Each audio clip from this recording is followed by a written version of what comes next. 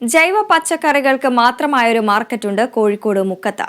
പഴമയുടെ തനിമ വിളിച്ചോതുന്ന മുക്കത്തെ പച്ചക്കറി ചന്തയുടെ വിശേഷങ്ങൾ നോക്കാം. മുക്കം നഗരസഭ കൃഷിഭവന്റെ സഹകരണത്തിൽ ജൈവ പച്ചക്കറികൾ ശേഖരിച്ചുള്ള ജീവനി പച്ചക്കറി ചന്ത ഇതിനോടകം തന്നെ നാട്ടുകാരുടെ പ്രിയപ്പെട്ട ഇടമായി മാറിക്കഴിഞ്ഞു.